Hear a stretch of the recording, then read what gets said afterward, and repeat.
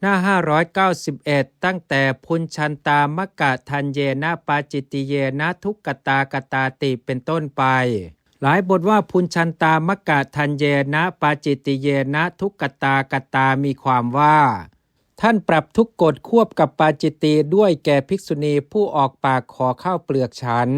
สองบทว่าคัจฉันตัสสะจตโสมีความว่าเป็นอาบัติสี่กองนี้แก่ผู้ไปคือเป็นทุกกฎแก่ภิกษุผู้ชวนกันเดินทางกับภิกษุณีหรือมาตุคามเป็นปาจิตตีเมื่อเข้าอุปจาระบ้านภิกษุณีใดไปสู่ละแวกบ้านรูปเดียวเมื่อภิกษุณีนั้นเข้าอุปจาระบ้าน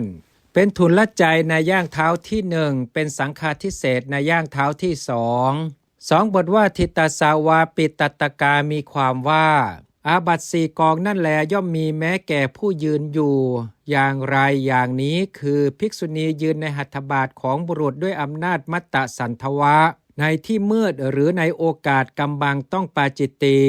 ยืนเว้นหัตถบาทต้องทุกกฎในเวลาอารุณขึ้นยืนเว้นหัตถบาทของภิกษุณีซึ่งเป็นเพื่อนต้องทุลใจเว้นหัตถบาทยืนต้องสังฆาทิเศษหลายบทว่านิสินนัสสะจตโสอาปติโยนิปันนัสสาปิตตกามีความว่า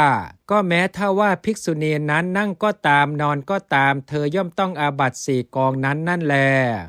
บทว่าปัญจปาจิตติยานี้มีความว่าเภสัชห้าที่ภิกษุรับประเคนแล้วไม่ปนกันใส่ไว้ในภาชนะต่างกันก็ตามในภาชนะเดียวกันก็ตามเพราะล่วง7 วันภิกษุนั้นย่อมต้องปาจิตตีหมดทั้ง5ตัวต่างวัตถุกันในขณะเดียวกันไม่พึงกล่าวว่าต้องอาบัตินี้ก่อนต้องอาบัตินี้ภายหลังบทว่านวปาจิตติยานี้มีความว่าภิกษุใดออกปากขอโภชนะประณีต9อย่าง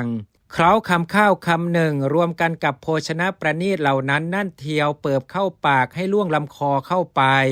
ภิกษุนี้ต้องปาจิตตีหมดทั้ง9ตัวต่างวัตถุกันในขณะเดียวกัน